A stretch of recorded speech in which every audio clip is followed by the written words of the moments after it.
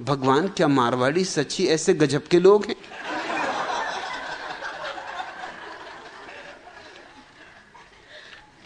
रंजन, इस कहानी पर ध्यान करना। अकबर और बीरबल के बीच विवाद खड़ा हुआ। अकबर का कहना था कि मुल्ला ही सबसे आदिम और चतुर लोग हैं, पंडित पुजारी, जबकि बीरबल का कहना था कि मारवाड़ी को चतुराई में कोई मात नहीं कर सकता। अकबर ने सबूत जानना चाहा। बीरबल ने मुल्ला नसरुद्दीन को बुलाया और कहा कि बादशाह को आपकी दाढ़ी मूछ चाहिए, उसके बदले में जो कीमत हो वे चुका देंगे। मुल्ला से कहा गया कि वह यदि दाढ़ी मूछ कटवाने से इंकार करेगा तो उसकी गर्दन उड़ा दी जाएगी।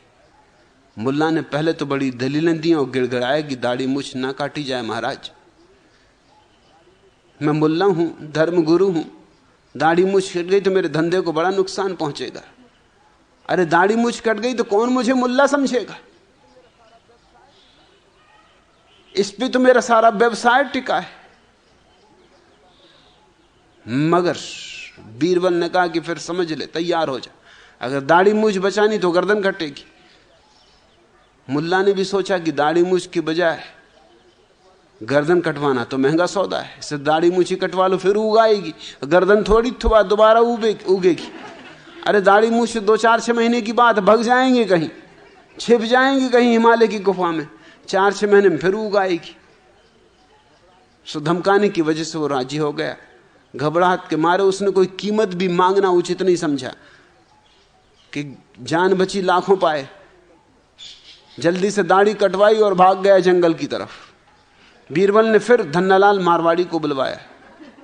दाढ़ी मूछ कटवाने की बात सुनकर पहले तो वह कांप उठा, परंतु फिर संभल कर उसने कहा, हुजूर, हम मारवाड़ी नमक हराम नहीं होते, आपके लिए दाढ़ी मूछ तो क्या गर्दन कटवा सकते। अकबर ने बीरबल की ओर मुस्कुरा कर देखा। बीरबल ने भी आंखों से कहा कि जरा आगे देखिए क्या होता है। बीरबल ने पूछा, क्या कीमत लोगे? मारवाड़ी ने कहा, 1 लाख असरफियां। सुनते ही अकबर तुम्हारे गुस्से के उबल पड़ा। 1 दाढ़ी मूछ की इतनी कीमत? मारवाड़ी ने कहा, हुजूर, पिता की मृत्यु पर पिंडदान और सारे गांव को भोजन करवाना पड़ा, दाढ़ी के इन 2 बालों की खातिर। मां के मरने पर काफी दान पुण्य करना पड़ा, दाढ़ी के इन 2 बालों की खातिर। अरे दाढ़ी की इज्जत के लिए क्या नहीं किया है? हुजूर, शादी करनी पड़ी दाढ़ी के इन 2 बालों की खातिर,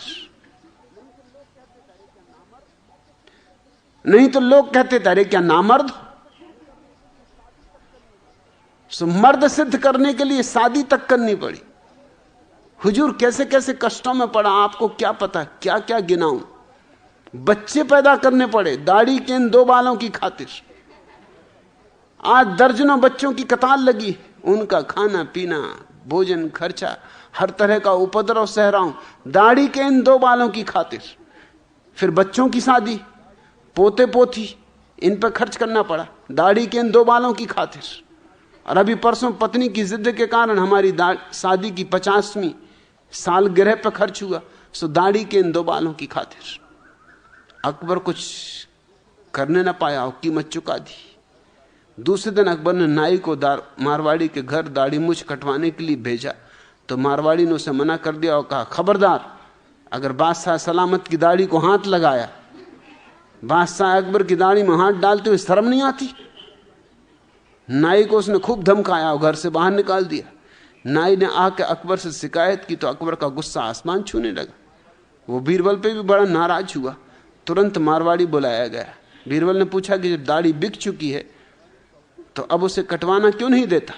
मारवाड़ी ने कहा, हुजूर, अब ये दाढ़ी मूछ मेरी कहां है, यह तो बादशाह सलामत की धरोहर है, इसको अब कोई नाई छूने की मजाल नहीं कर सकता। अरे करे कोई मजाल, गर्दन उड़ा दूंगा। ये मेरी इज्जत का सवाल नहीं, बादशाह की इज्जत का सवाल। इसे मुड़वाना तो खुद बादशाह की दाढ़ी मूछ मुड़वाने के बराबर होगा। यह मैं जीते जी नहीं होने दूंगा। आप चाहे मेरी गर्दन कटवा लें, पर इस कीमती धरोहर की रक्षा करना अब मेरा और मेरे परिवार का फर्ज। अकबर हक्का बक्का रह गए और बीरबल मुस्कुराता रहा। महीने भर बाद अकबर के नाम मारवाड़ी का पत्र आया जिसमें उसने दरखास्त की थी दाढ़ी मुझ की रक्षा करने तथा इसकी साफ सफाई रखने पर महीने में 100 असरफियां मिलती रही। रंजन, तो पूछती कि क्या मारवाड़ी सच्ची ऐसे गजब के लोग हैं? लगता तेरा मारवाड़ियों से पाला नहीं पड़ा। भगवान करे कभी पड़े भी नहीं। आज इतना है।